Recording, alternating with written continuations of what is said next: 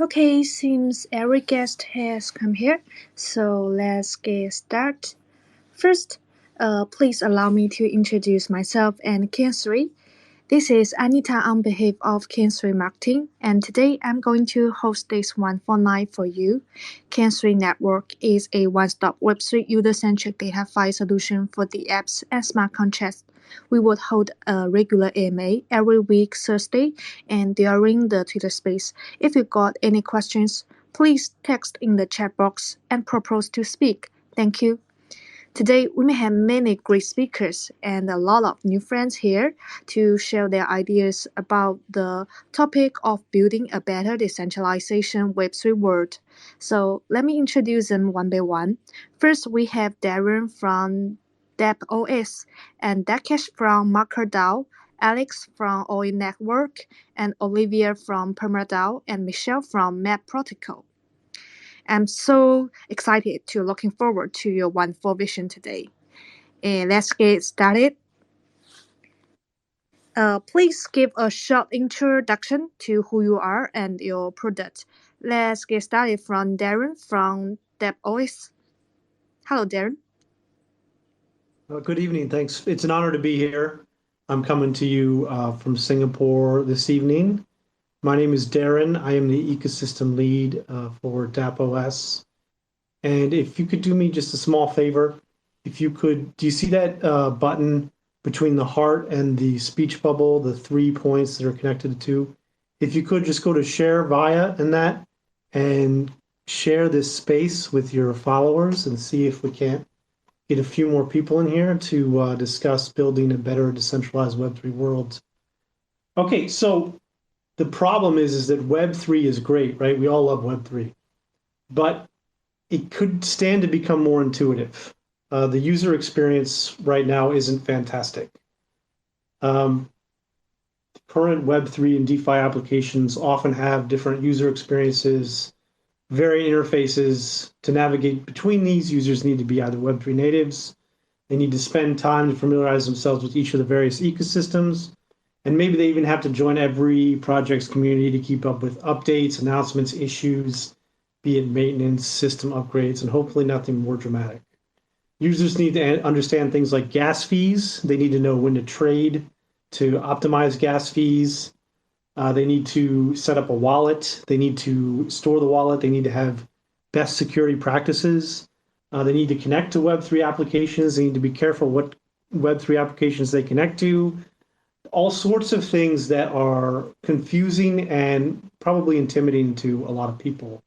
Even to those who are technologically savvy, they sometimes give up when confronted with all the details of crypto.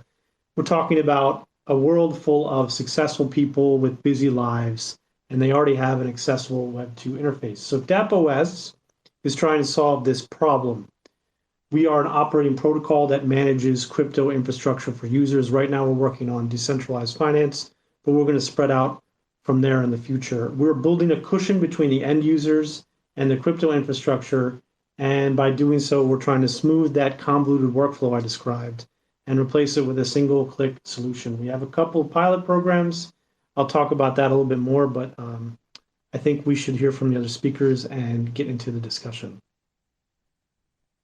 Yeah, thank you, Darren. Talking about the infrastructure of Web3, I think KN3 and also another guest, MAP Protocol, we do the same thing. And thank you, Darren, again. The next, welcome Dakesh from MarkerDAO. Hello, hey guys, how are you? Nice meeting you all. Sorry. So, I'm Daksh. I'm the Chief Product Officer of MarkerDAO. And MarkerDAO is a crowdsourcing platform that provides AI data labeling services. So, in general, training AI models requires large data sets which needs to be structured and labeled. And structuring and labeling data is a human process. So MarkerDAO provides a platform where people can join the MarkerDAO workforce and label data for AI companies, and in return, the AI companies compensate the workforce economic remunerations. Yeah, and in the Web3 era, MarkerDAO leverages blockchain technology to deliver a trustless, a permissionless, and most importantly, a cross-border labor market. being strategically incentivized by crypto economics and having instant cross-nation payment settlements. So these features significantly reduces our data annotation cost, which makes it more better for AI companies to come in and label their data through us, and workers from all of the world to come in and label data. And in the team, we have CAE members, IEEE fellows, professors, and PhD from top universities, including Stanford, Hong Kong University, and Chinese University of Hong Kong. So the core team is pretty sorted in the AI field, and yeah, that's pretty much it. Me and MarkerDAO. Thank you, Dakesh. And nowadays, I think AI or AIGC has become the most popular topic around these times. So I'm so looking forward to your ideas. Yeah, you're And correct. next, You're correct. You're correct. yeah, thank So you. yeah, sure. So in general, AI, these type of applications like AIGC, right, requires data labeling and structuring for their algorithms. So that's exactly what we facilitate. So you're spot on. Yeah, that's cool. And thank you again, Dakesh and MarkerDAO. And next, we welcome Alex from OYO Network. OE Network. Sorry, how to pronounce that? Yeah, exactly. It's OYO Network. Well, happy to be here. Great speakers here today. So I'm Alex. I'm a co-founder of OYO Network. And OYO Network, we decided to solve the main problem, I think, with the to-earn application. We've seen a lot of waves of to-earn applications, from play to earn to move to earn, but all of them fail in the end because they are Ponzinomics based. And so we've created an application which incorporates many different to-earn opportunities where you can come in the app, complete the value adding tasks that brands or users post and get paid for it. For example, we're starting off with tweet to earn, where brands can crowdsource influencing on Twitter and users can do things like retweet, and based on the level and the amount of their influence, they will get paid. And we will add more additional to earn activities in the future, like test to earn or survey to earn and download to earn. Yeah, and that's where we are. We've released our app. We are about to onboard users through an open beta. So stay tuned. Please subscribe to OYO Network Twitter account so that you can onboard if you're interested. Thank you. Thank you, Alex. I think the OE network is can promote the experience of using mobile phone or like more than web the app, because someone may call the Web3 as website 3, but I think we should pay more attention or like labors on the mobile side. So I'm also looking forward to for that. And thank you, Alex, again. Next, we have Olivia from PermaDAO.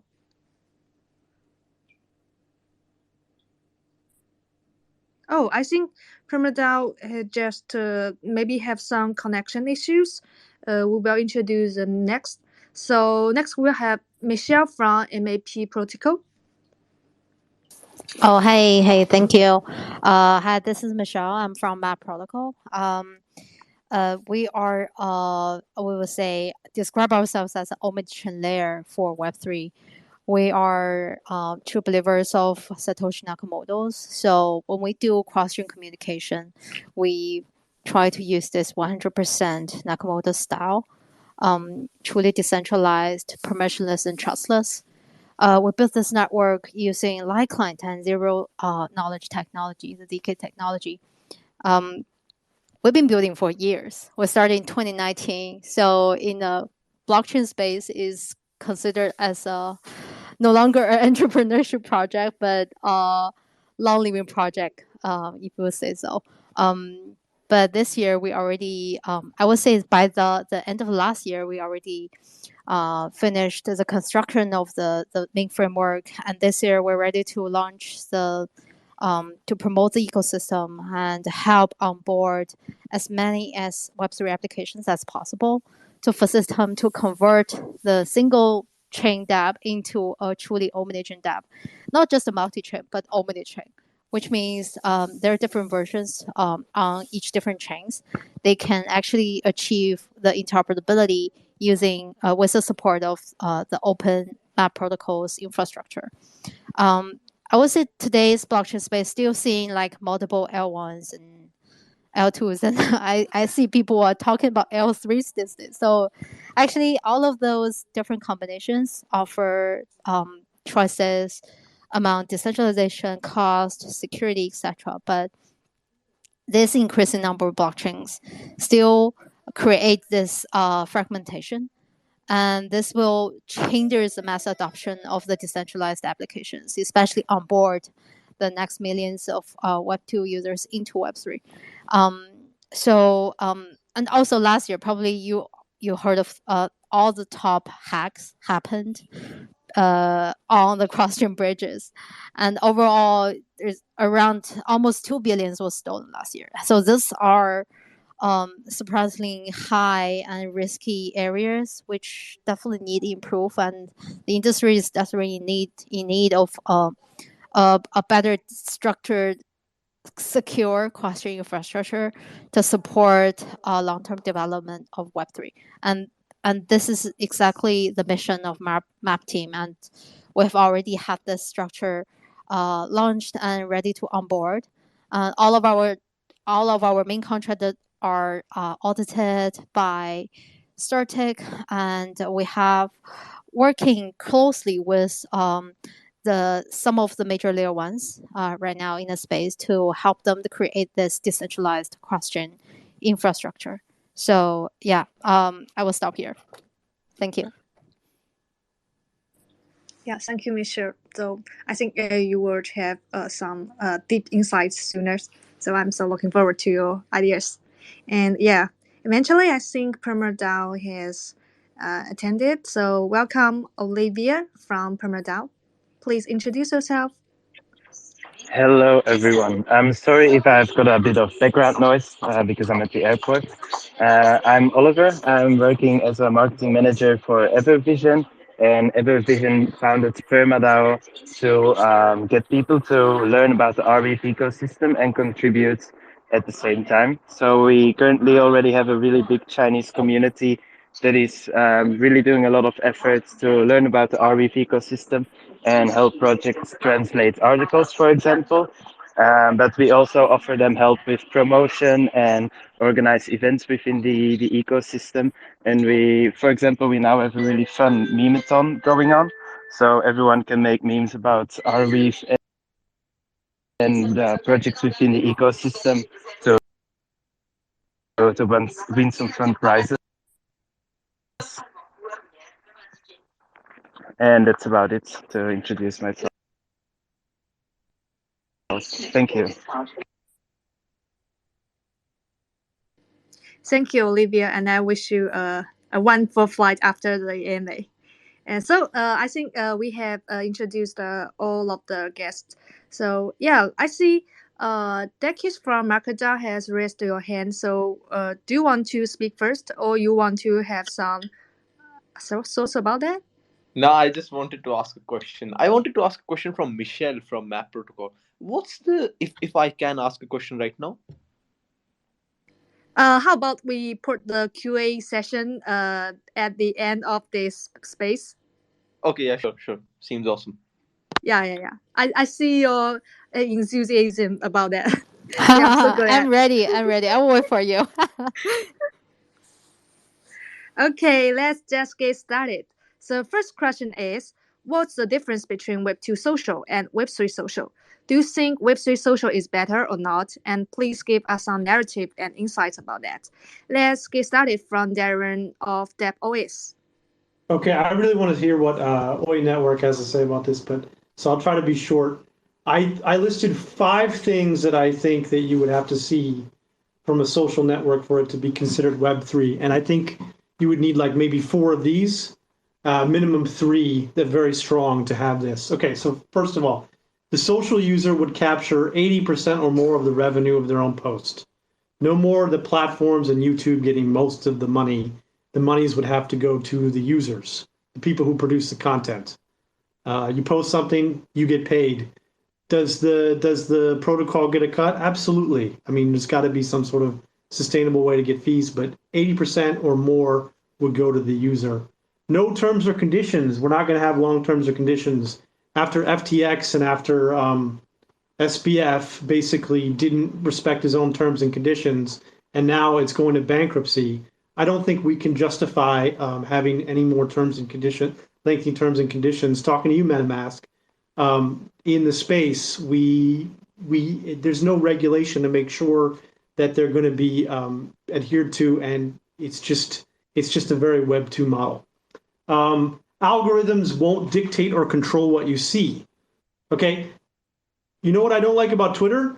You and I can follow the same people, and we have different feeds. That's a problem.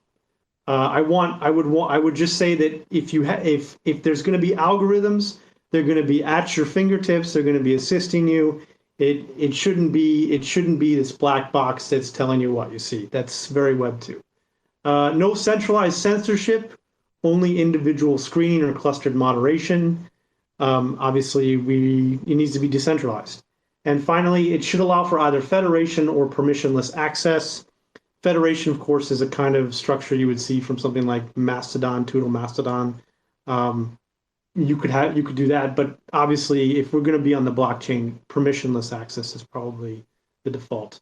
It's far too early to evaluate the impact of Web3 social. I personally want to hear from OI Network on this, but I'm interested to see Damus square off against Spill. Now, Dorsey's Nostr platform, it's going to host the social site Damus, uses cryptography similar to Bitcoin, except instead of nodes, it uses relays. So Jack loves Bitcoin, and as you can expect, Damus has plans to integrate Bitcoin payment and transfer. As for Spill, this is coming out of some Twitter refugees, people who I don't know, they left, I don't know, when Elon came in. It's going to use blockchain, but it's going to be permissioned. So the blockchain will be behind the service. It's not a crypto project, and they make it very clear that it's not a crypto project. But Spill plans to incorporate blockchain technology to credit and pay creators who start trends and wide-ranging conversations, according to TechCrunch. So I'm interested to see explicitly non-crypto implementations of blockchain and Web3 payment. I hope to see crypto's ethos and values drift into new tech ventures that nonetheless choose not to employ cryptocurrency. It's my 2 cents. Yeah, thank you, Darren. And talking about the Web3 social, you mentioned that Twitter and about the attention economy, we used to get used to the centralization. But nowadays we can build on top of the blockchain, these days the popularity of Nostr, or we say the Lens Protocol and Farcaster. I think we are on the way of being decentralization, and when we will see how far it will go. Yeah, thank you, Darren, again. And we have Dakesh from MarkerDAO.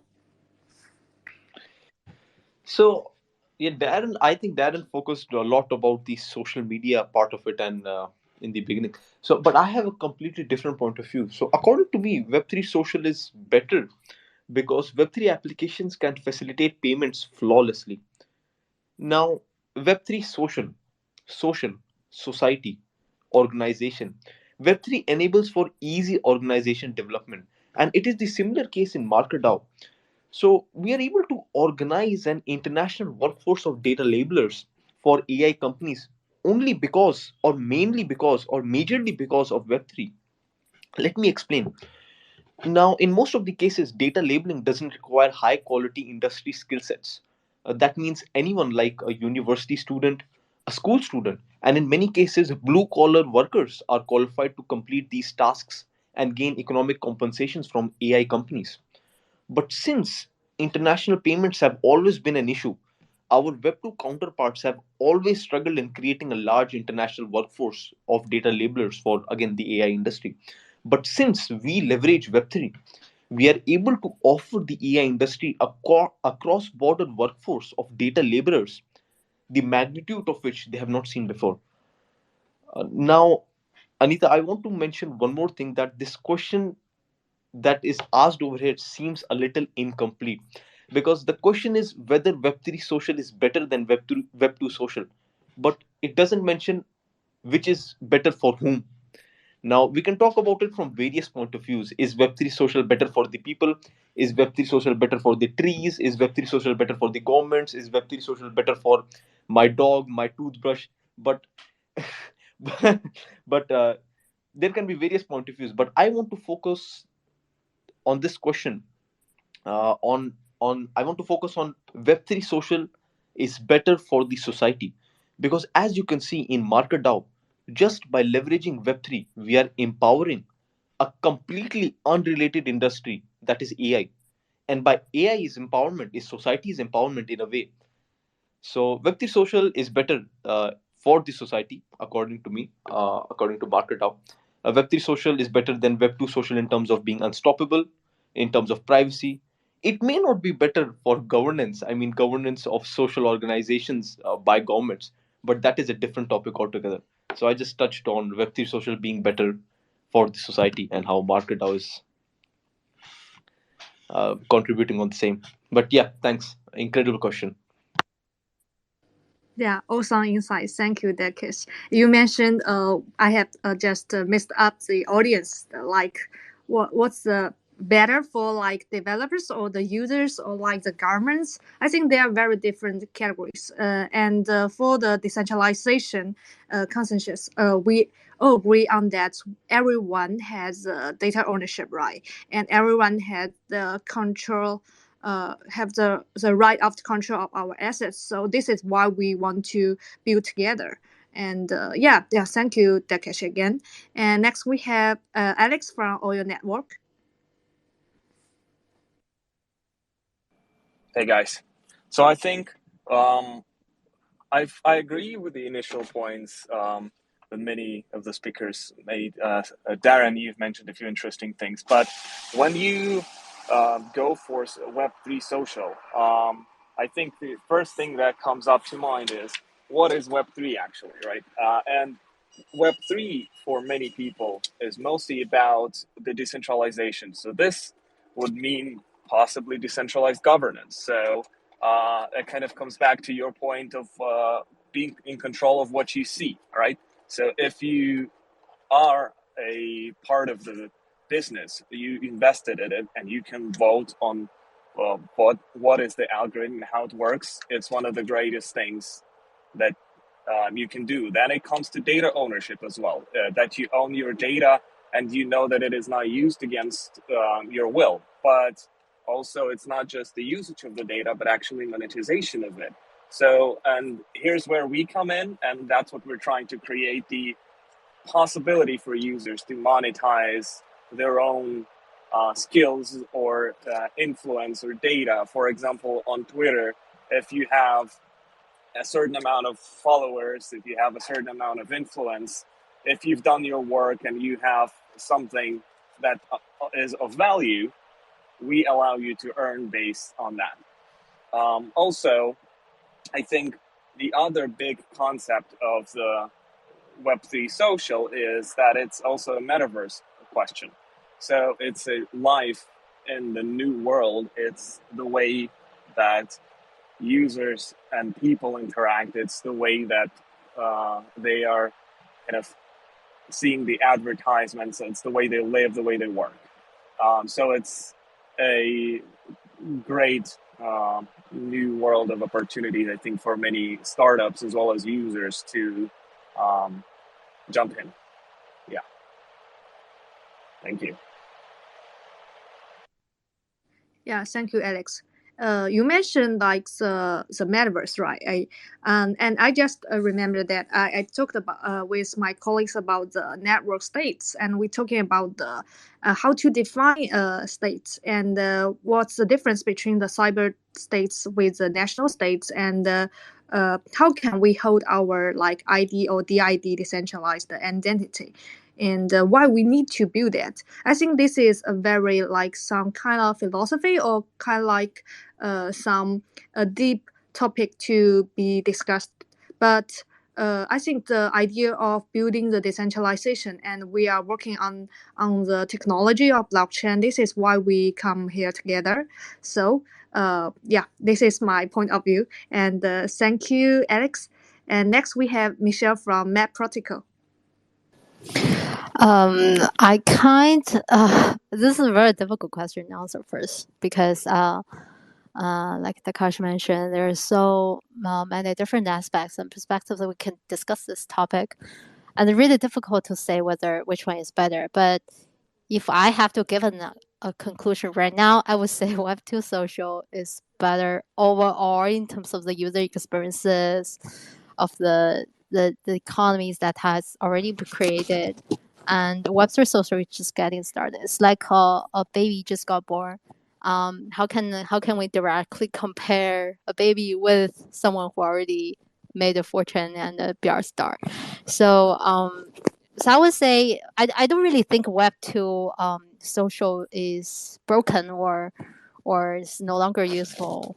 I just think it has a huge room to be improved, especially with the blockchain or Web3 technology. If we actually go back to the history, you will see that when there is a Web1 and not Web2, all the way back to Web1. Actually, at that time, there are just decentralized protocols. And when people wanted to share something, you basically like a registered domain name, figure out how to do like a host, and you write a website, and that's how you publish things online. And then later on there came Google, and your information is a lot easier to be found out. And then there are, like everybody knows, then we have YouTube and Twitter, and we have TikTok, and we have iTunes and podcasting, etc. On all of those great creations of Web2 economy has of Web2 social tools have already created a very strong creator economy that already like shifted the humans development in the past years. Although like nowadays there are still like billions of people post on Facebook, on Twitter about what they have, what they're going on, what they thought, and what do they think about their lives or their businesses and their ideas. And this kind of development, I would say, is the Web3 social does not, I would say, compare right now with the infrastructure we have right now. Have no idea, have no way to compare directly with Web3 social, especially with this kind of coverage and the speed and everything that we have, the user experiences that we have using those apps. So definitely Web2 has, but because so many people around the globe are using those so-called centralized Web2 social platforms, it's definitely created problems. For example, like everybody mentioned before, is the data ownership, the IP rights, and this individual sovereignty problem. So that's why I think definitely Web2 social should be better than Web2. It should solve those problems that Web2 product cannot do. And with this new technologies that we are developing right now, with the blockchain, with those decentralized protocols, and all of those should be used to improve or solve the problems facing the Web2 social. But right now, definitely there's a long way to go. So that would be that's my 2 cents. I just want to say that I kind of agree with you, but I want to say, Michelle, you're very brave just to say that Web2 social is better than Web3 social. I'm just saying the truth. It's a long way to go. I actually Yeah, agree. I think that's a great point, right? And Yeah. the Web3 may not be the new biggest social network. It may be a catalyst to transform Web2 into the ideals of Web3, right? Yeah, I kind of agree too, but I'm just saying that just there might be a lot of people who are just directly ready to make enemies with us. Sometimes I joke about I think I'm actually Web 2.5. I'm not this people who are like 100% think Web3 gonna solve all the problems. We're going to know it's better when we're doing these spaces, Web3, rather than on Twitter. Yeah, let's hope for there's something coming out that we can discuss. Use that platform to use it, but definitely not downloads right now. But we're gonna go to that topic very soon. Yeah. Thank you, Michelle. I think you just light up everyone's enthusiasm. Yeah, thank you.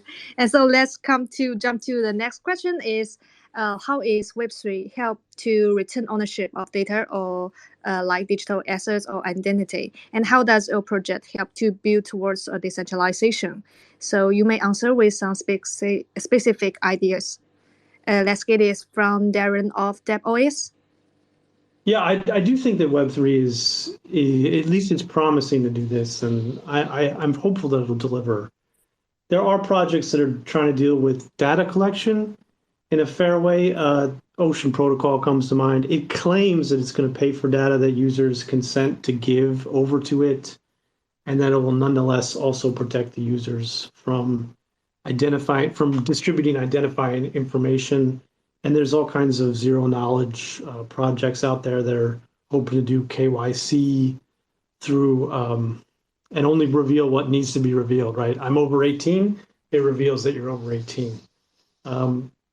So here at dappOS, we're about building a proper user experience and accessible user interface. And right now we're focusing on DeFi, partnering with a number of decentralized exchanges. Decentralized finance gives power to those to control and manage their own assets. Intermediaries from commercial and investment banks, stockbrokers, and pooled investment funds, they have sat at the commanding heights of our financial system for many years now.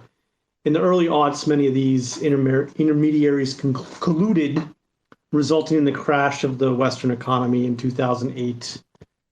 DeFi provides the world with an alternative to those failures and frauds from traditional finance, be it subprime mortgages or reverse redlining or just, Wells Fargo's outright fraud in like building accounts for people and the commercial end. That was shocking.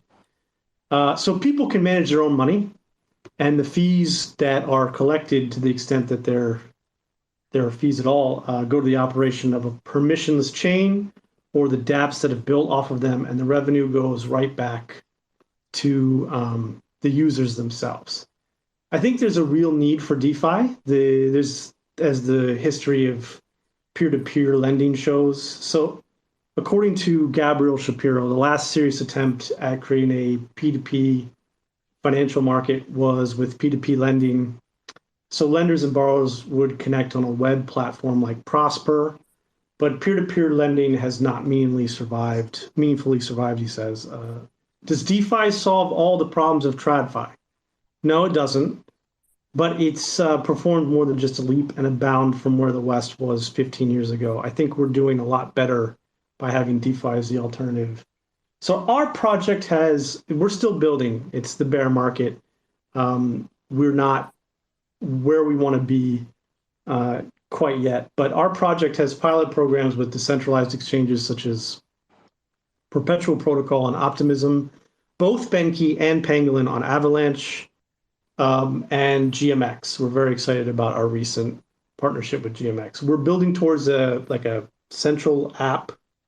It'll be non-custodial, like any other on your phone, that will have portals to various DeFi projects and seamlessly integrate your wallet. So it's about user experience, and dappOS is working towards having the honor of leading that way. Thanks for the question. Yeah, thank you, Darren. And next we have Dakesh from MarkerDAO. So let's divide this question, I guess. So the first part is, how is Web3 helping to return ownership of data, asset, and identity? So I think in terms of assets, it's already been proven. Fungible tokens and non-fungible tokens, it's already doing its thing. I agree that Web3 can largely assist with assets and identity, but I'm not sure if I agree with data, because there are a lot of people in the industry saying that Web3 DeFi will bring the people's data back to their position and help and whatever. But even if people own their data, I think there will always be ways by which people will source other people, third party will source, structure, and then manipulate that public data towards their benefit. So that will always happen. Right now, it's being done via centralized organizations. Once once all of it is based on Web3 and DeFi, there will be a new way where people will uh, violate other people's online rights in terms of their data, and it will always happen. So I don't think so web3 perhaps is the solution towards data ownership. This is in terms of personal data, and even other types of data. Like if you look at examples like patents, right? I don't see web3 having helping the patent industry at all, because patent will be a centralized industry always. I mean, who issues the patent first will determine who has the payment. I could go on the blockchain and issue the patent first, but then that doesn't mean I created it. So we'd always need to have some sort of centralized organization or centralized committee that determines, or offline community that determines whose patent this is. And then this is a completely a web2 thing. Then it's web3 can only like structure and hold the data, right? So I don't think so web3 would be helping. I just don't see it right now. Maybe I'm wrong, but the way I see it, I don't think so web3 will be helping in returning people their ownership of data. You look at this people right now. It was a recent news. The some I don't want to name the wallet providers were storing IP addresses of all the people who were like connecting their wallets with it. That's web3 for you. So data manipulation is always going to happen, right? Now I'm sure there are other people with other views, so we can surely discuss it. Just quickly going through words, how does your project service help to build towards a decentralized web3 world? Now, actually, it is not a direct goal, honestly, to work towards building a decentralized Web3 future. Our goal is to facilitate AI companies by providing them a workforce ready to label and structure their data for their AI application. But because we are leveraging Web3, there are ways how we are creating an effect in the world to make it decentralized. So the first way is AI data labeling is a multi-billion-dollar industry, and we are connecting this multi-billion-dollar industry with the AI industry. And right now, nobody else is doing this in the AI industry. The way we are contributing is we are building a decentralized world. The way we are contributing in building a decentralized world is by building a decentralized MarkerDAO workforce.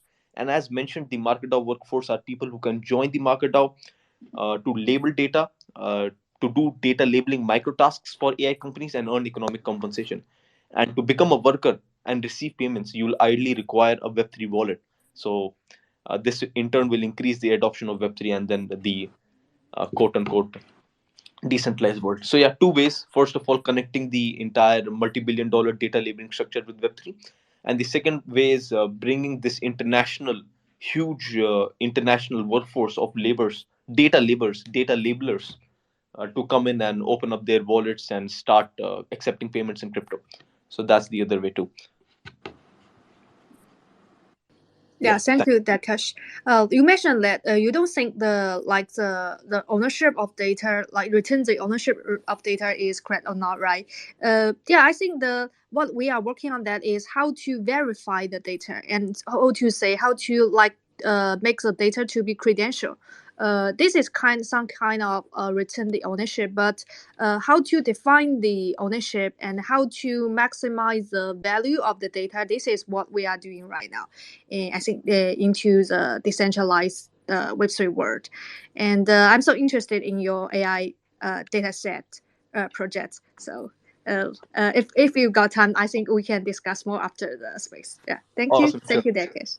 Yeah, and next we have Alex from OI Network. Yeah. So I break down this question into a few sub questions. First, starting with the difference between the project and how they let you kind of decentralize or take back the ownership of your data. And second is the technologies that are used for that. So the types of projects, I think, Darren mentions a few. One type is where they try to give you back all the data that they have, so that you are in control over, to show your age, to show your weight, or whatever that is.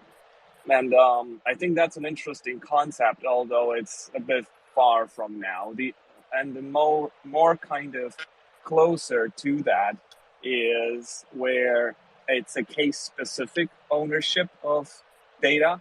And that's kind of what we are creating for Twitter specifically, where when you have a specific number of followers, likes, comments, history of accounts, you have a certain value of your account so that you can monetize it in Web3, so in Web2 or Web3 social way.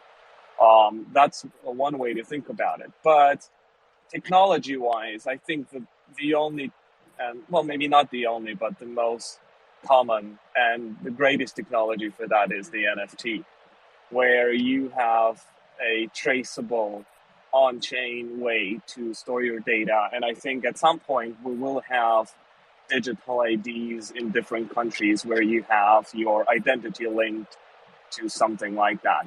But also when we talk about data is equal to the word value in Web2 world. All of the Web2 largest social companies are valued not mostly and partially based on how much they're earning from data and how much data they have. So I am quite sure that Web2 will be very hesitant to try to give back to you the ownership of your data. They might allow you some specific limitations, like with the Apple privacy settings now, where you can say, I don't want you to track my activity across other apps as well. But other than that, I'm pretty sure the full ownership of your data is somewhat either of a distant future or a big fantasy. Thank you. Thank you, Alex. Speaking of the NFT, I think in the last year, 2022, we have done a lot of work on the NFT, most of the PFP. But right now, we are working on the other sides of the NFT, like the handle or domain or other kind of token to be passcard or like credential for one project. So I think NFT 5 would be the most popular, or like say must be the way to build the decentralization. And thank you, Alex. And next we have Michelle from MAP Protocol. Those are really great discussions, I would say. I actually really agree with Alex about it's not gonna happen. I don't think Web2, especially those companies, they're gonna give back any of your owners, any of your data. It's just not gonna happen. They have a strong, I think lots of the Web2 platform in the beginning, they have a strong resistance on the new technologies, and later on you see them embracing NFTs, Twitter, YouTube, and they're all also like trying to involve as gradually embrace this technology, which benefit themselves in a way. But actually, I think Web3 is helping like especially encourage developer around the globe to rebuild something new. Those kind of data that originated from Web3, I would say, and those kind of new data, those kind of the data asset identity generated purely from Web3 world, from the blockchain space, that and the ownership of those are going back and recirculate into the Web3 economy. And I think for us, for example, for MAP Protocol, although we are really technical, I would say a very technical team, we have around 20-something members and 95% of them are developers. And what we're trying to do for the past years, we were trying to get back the ownership of the assets and data, especially when people are doing cross-chain transactions, giving this ownership back to the users. Right now, there are lots of different, for example, I will give some specific example. For example, there are bridges that people the bridges that for example, Wormhole or Axler, some of the or Stargate, and all of those so-called crossing bridges, they are trying to approach the problem in a centralized way. layers are all using kind of different. They're using relayers and oracles, and I will describe it as a semi-centralized structure. But for the famous bridges, multi-chains or Axler or wormhole, they're all using a centralized way. And when people are doing cross-chain transactions, their ownership of the assets actually fall in hands in a small group of validators or super administrators. Although it's used as a multi-sig mechanism, but this mechanism actually, the users let go the ownership of the assets during the cross-streaming process, and which create a huge risk. And also, the industry have seen too much of the incidents happen on those kind of designed bridges, and that's why for us, for MAP team, we are trying to get back the ownership of those cross-chain assets and data back to the users, and which from the day one, we are 100% focused on decentralization and permissionless and trustless.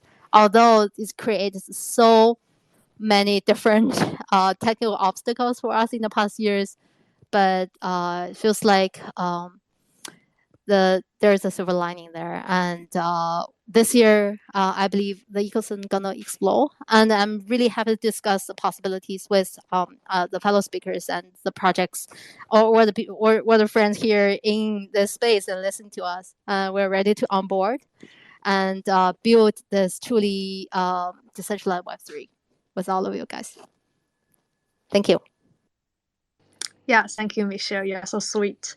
I like your idea about the return the ownership of the asset, like the access to our data.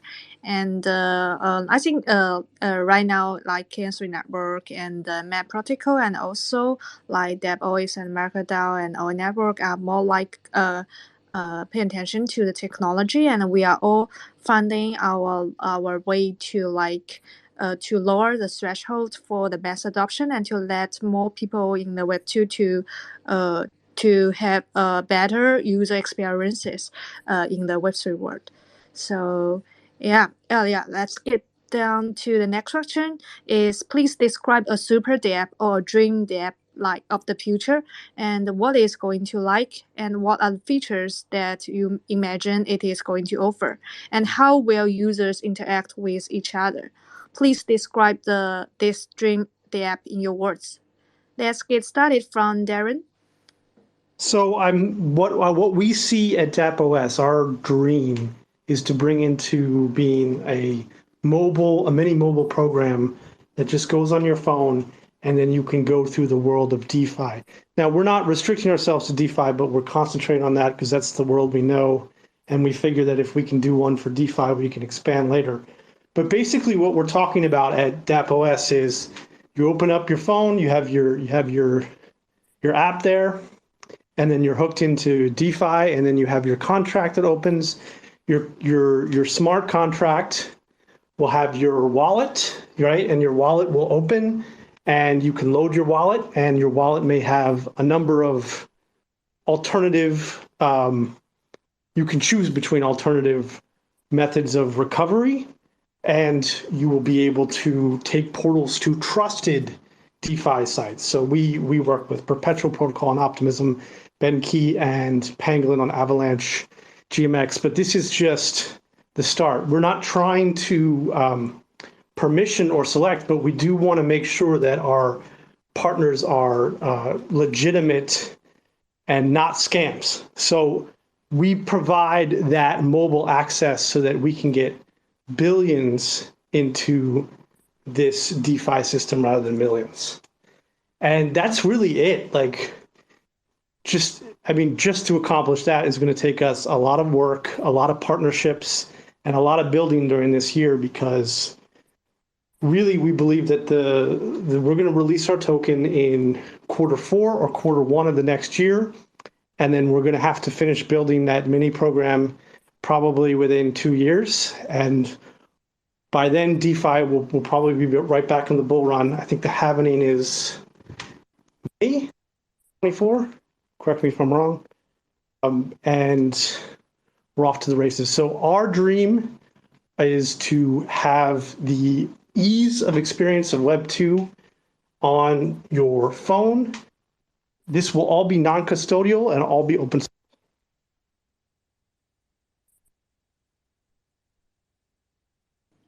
Yeah, hello, Darren. I think you haven't finished your conversation, right? Did I cut off? So Yeah. So we want a non-custodial, open source app that connects you to all of DeFi's best and brightest, and we want that to be accessible. We don't necessarily have crypto savvy or the passion that we do. They just want to trade. They just want to trade a little bit. They may even want to trade casually. They may not even know that they like Web3 yet. It's a level of ease we want to bring so that people with marginal interest can explore it and hopefully become more and more interested. Yeah, thank you, Darren. Yeah, I think what's your you share your roadmap about the dappOS, right? And also I'm also looking forward to like the not to say the super dapp, but the dream dapp. Everyone like in Web 2.0, we say we can enjoy the better user experiences, and we don't recognize that we are in a Web 3 world. That may be my dream dapp. And thank you, Darren, again. And next is Dakesh. MarkerDAO. Yeah, from MarkerDAO. MarkerDAO is the super dapp of the future. What is it going to look like? You asked. What is it going to look like? What is the super dapp going to look like? It will look like MarkerDAO. What are the features it is going to offer? What are the features that super dapp will offer? It is the features that MarkerDAO will offer. Describe the dream dapp in your words. This is your question. Describe the dream dapp in your words. I don't need words to answer this question. I just need a word. That is MarkerDAO. So AI requires. I feel like man. I'm gonna be a Matthew McConaughey. A Matthew McConaughey Oh my god, so it's commercial. like, yeah. It's like a ad. Oh my gosh. No, I know, and everyone should also know that AI is the future. So a super dapp would look like a dapp that enables and governs the future. In this case, a dapp that governs the development of AI. So it's not a question. It's not a suggestion. It's not a wish. It's a declaration that MarkerDAO is the super dapp of the future. So data source. Yeah, so it's a declaration. Now, data sourcing and data labeling is the biggest challenge for AI, and MarkerDAO provides the resources necessary for AI companies to structure and label their data. Furthermore, enabling AI companies to create better AI applications. So yeah, that's my answer to this question. Yeah, thank you, Dakesh. And next we have Alex Hey, from Nika. Oil Level. I am sorry. Can I cut the Yeah. line? Of course. Can I go? I have another Come on, space in the Michelle. 5 minutes. So Yeah. thank you, Alice. Just wait for me here. Sure. Okay, so if we wanted to like describe a super dapp for the future, what I wanted to say, I want to do some advertisement here as well. But what we wanted to say is MAP Protocol is gonna support all the dapp you see today to become a super dapp in the future. So that's what we do. For maps, we were thinking that right now there are different dapps on different chains. Although there are some dapps that going to a multi-chain, like Kadashi actually wanted to ask a question and he messaged me personally, but I wanted to answer the question here. So what's the difference between multi-chain and omni-chain? It's 100% different.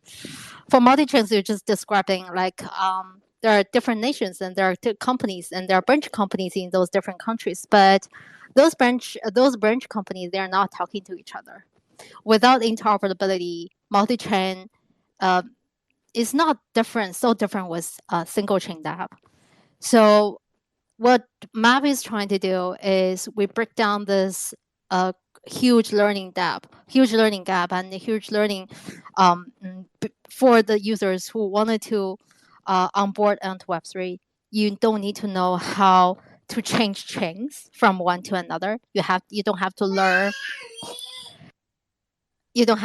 different wallet on different chains, and you don't have to remember all different sets of private keys and what kind of information you store on one chain to another. In the future, this super dapp gonna be truly chain agnostic, and users actually like Darren said or Alex said before. So there will be people those who are not tech savvy or don't even know a word about what Web3, they won't have any difficulty to participate in those steps. And for us, for MAP, what we can do, we wanted to support like whatever currencies you have in your wallet, you can buy anything in that dapp that is offering. You can pay whatever currency you have. You can pay US dollars. You can pay fiat currencies. You can pay, for example, you can pay BNB. But what you are participating in that dapp is actually on Solana, for example. So we wanted to quickly reduce this tech barriers for the users, and we will take care of all the crossing transactions in the back. To do this, we're supporting all the Web3 dapps that we're building now to become the super dapp that become truly interoperable on different chains and become this omni chain. This is what we can do. Actually, we're already discussing with not only the DeFi projects, those swaps, perpetual projects, or we're also discussing with like Read to Earn or NFT projects. We're working with a few NFT projects to help them to bring their membership rewards to Omnichain. And all of those experiment and from the MAP's perspective is to bring them to become a super dapp in the future. So that concludes my sharings today. Thank you. Thank you, Michelle. So you have answered the question of the cash, right? Yes, I think so. Okay, that's cool. Thank you, Michelle. And next we have Alex.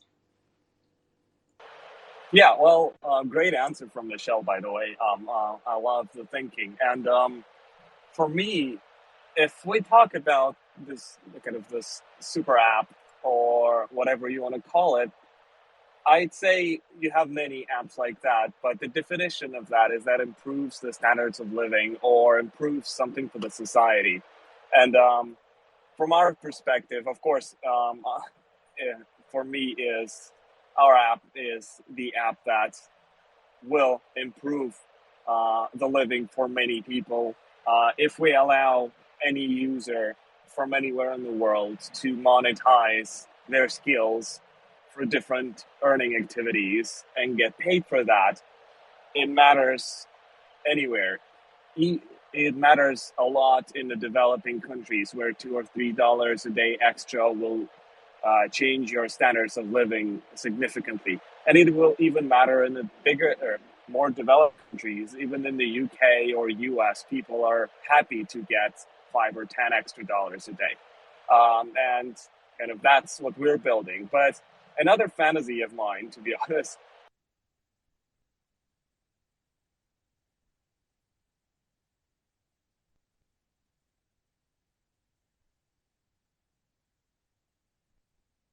Hey, Alex.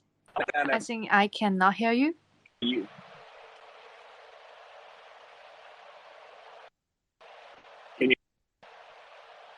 Yeah, would you mind please say the last two sentences again?